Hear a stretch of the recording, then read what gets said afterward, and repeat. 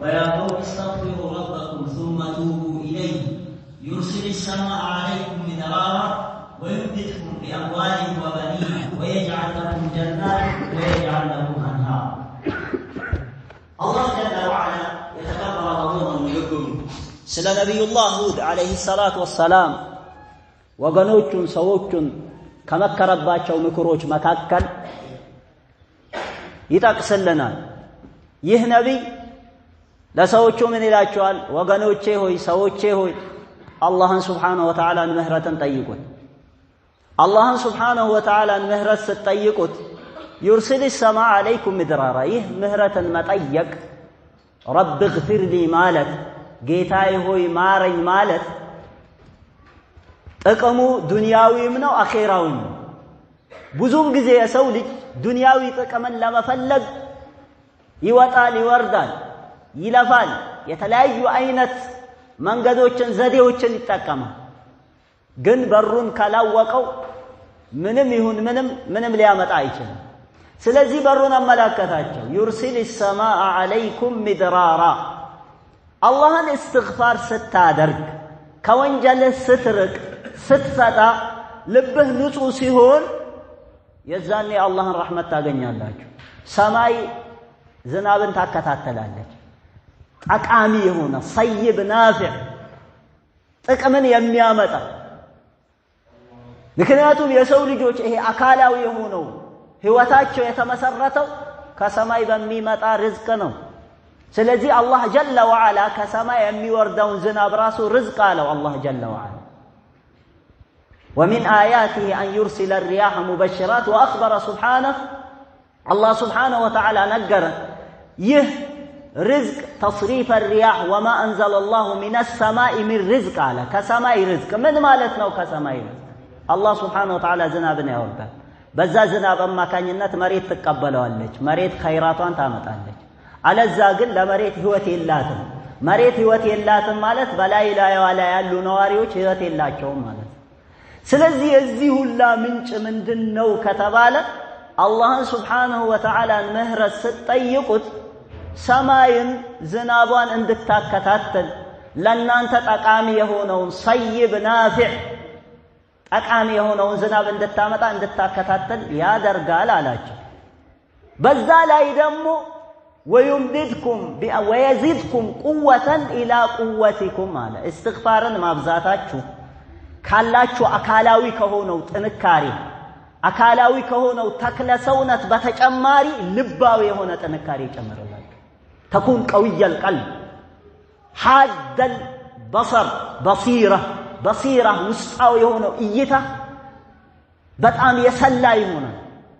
يعني ቁዋ ያለው ይሆናል። የተኛውም ነገር አያደነጋግርህም ማለት። ሰዎች ጨለማ ላይ ሲደካርቱ ጨለማ ላይ ሲዋዥቁ አንተ ያንን ጨለማ ተሻገረዋለህ። ለምን قوي የሆነ በصيرة እውቀት ስላለህ ማለት ነው።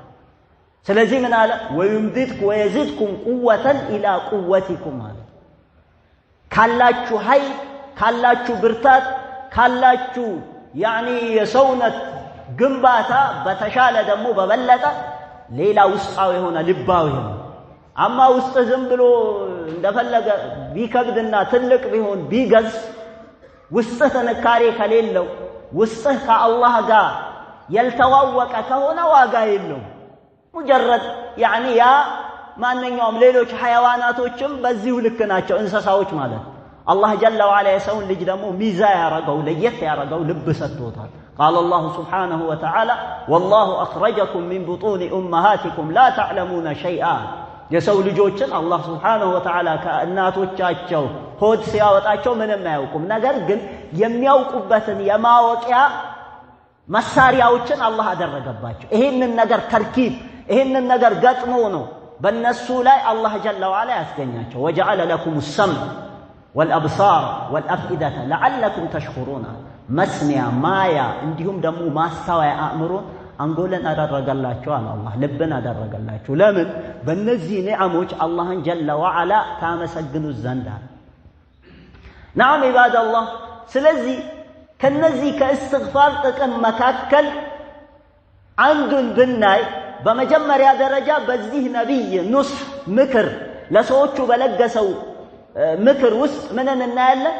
أنه سبب لتتابع الرزق رزق الدنيا የዱንያ ርዝቅ ራሱ ሊከታተል ሊመጣ ሰዎች ዛሬ በቃ በተለያየ አይነት ነገር ርዝቅ የተበላሸ የሥራ መስመር ወደመብኝ እንዲሆንኩ በዚህ ገባው ይሄ ነገር ያኒ የሚመራኝ መሪ እንዲህ በመሆኑ ነው እከሌ እንዲህ በመሆኑ ነው እንዲህ በመፈጠሩ ነው መጀመሪያ ወደ ራሳችን ተመልሰናል ወይ አይተናል ወይ እኔ ወንጀለኛ በመሆኔ ነው ምንድነው ያበላሸው ምንድነው ርዝቄ እንዲዘጋ ሰበብ የሆንኩበት ወይም ሰበብ የሆነው መስመር ምንድነው የሳትኩት በር የተኛው ነው የሚለው አያዩም አይመለከቱ እዚህ ጋር ደግሞ መመልከት እንዳለባቸው ይህ ነብይ ያሳስባቸው በዛ ላይ ደግሞ አንተ ልፍስፍስ ደካማ ምትሆነው ድክመትን ያስወግዳል አለ ልፍስፍስ አትሆንም ቀውይ ጠንካራ ትሆናለህ ምክንያቱም ልብህ ጠንካራ ከሆነ ቀውይ ከሆነ በየትኛውም ነገር አትበገር የልብ ጽናት ይኖራል የልብ ጽናት አለህ ማለት የተኛውንም ጉዳይህን በሚገባ ለማስተናበር በሚገባ ለመወጣት በሚገባ ለማቀናጀት ያግዛል ይረዳሃል ማለት ነው ሰባት ከሌለ ጽናት ከሌለ በፍጹም ትዋዥቃለህ ያንን ይዛለው ትላለህ ያንን ትለቃለህ በዛ ውስጥ ትገባለህ ይላል هكذا ትዋልላለህ እንጂ ምንም አታመጣ ለዛ ነው አላህ ጀለ ወዐላ ሙእሚናኖችን የጦር ሜዳ ፍልሚያ ላይ በሚሆኑበት ሰዓት ትልቁ ጣላቶቻቸውን የሚያርበተብቱበት ትልቁ ጣላቶቻቸው እንዲበገሩና እንዲርበተበቱ የሚያደርገው ምስጥር ምን እንደሆነ አላህ ያስቀምጥላቸው hatta ከጣላቶቻቸው ስንቃቸውና ትጥቃቸው ያነሰውን ካን ቢሆንም اذا لقيتم فئه على الله የሆኑ ጀማዓዎችን ቡድኖችን ልትገጥሙ የጦር ሜዳ ማዕረካ ላይ በመተውኑበት ሰዓት ፈስቡቱ አለ ጽኑ አለ ከዛስ ወዝኩሩ الله كثيرا ለዚህ ለጽናታችሁ ምንጭ ደግሞ አላህን በብዛት ማውሳት ነው ከአላህ ጋር መተሳሰብ የዛን ያጠላት ምንም ያህል ስንቅና ትጥቅ ቢኖረው አንተ ፊት ለፊት መቆም አይችልም وهكذا በዚህ ልክ አላህ ጀለ ወዐላ ይነገር فمن منفعه الاستغفار عباد الله استغفار ከሚያመጣልን ጥቅም መካከል وهو رفع العذاب عذاب الله عنا يا الله سبحانه وتعالى ቅጣት ከኛ መነሳት አላህ ጀለ ወዐላ ምን ይላል እነዛ የቁረይሽ ከሃዲዎች ይህ ሙሐመድ ሰለላሁ ዐለይሂ ወሰለም ይዞት የመጣው ሪሳላ ንቡዋ ይህ ተልኮ ከአላህ በኩል እውነት የመጣ ከሆነ አላህ ድንጋይን ያዝንብብን አለ የዛኔ አላህ ምን ምላሽ ሰጠ ወማ ካነ አላሁ ሊዩዐዚበሁም ወአንተ ፊህም አንተ በእነሱ መካከል እያለህ አላህ ሊቀጣቸው አይደለም አለ አይ ውጁዱከ በይነ አዝሁሪሂም በእነሱ መካከል አንተ መገኘትህ መኖርህ አንተ የአላህ መልእክተኛ ሆይ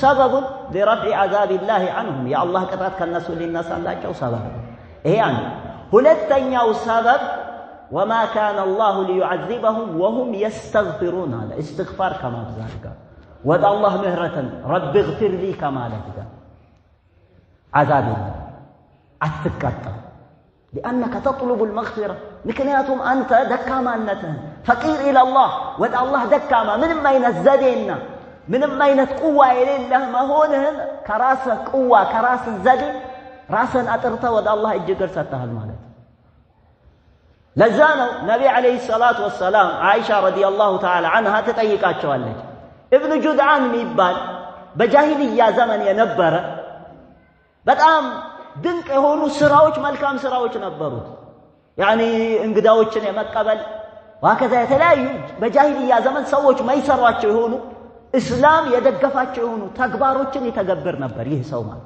ሰደቃን ማብዛት ወከዛ ባሪያዎችን ነፃ ማድረግ የተለያዩ የሥራ እስላም ያጸደቃቸው እስላም ባሉበት እንዲቀጥሉ ያደረጋቸው ስራዎች ነበሩት ለዚህ ሰው ከዛ ነቢ አለይሂ ሰላቱ ወሰላም አይሻ ጠየቀቻቸው هل ينفع ያ በጃሂልያ ዘመን ይሰራ የነበረው ስራው ይጠቅመዋልን ስትላቸው قال لا አሏት አይጠቅመውም አሏት ምክንያቱም انه لم يقل يوما من الدهر በህይወት ዘመኑ አንድም ቀን አላለም رب اغفر لي خطيئتي يوم الدين ጌታዬ ሆይ አንተን በመገናኘህ እለት አንተ በመታሳሰበኝ እለት ወደ አንተ ፊት በምቀርብበት ቀን ወንጀሌን ማረኝ ብሎ አንድም ቀን አልጠየቀም አላህ።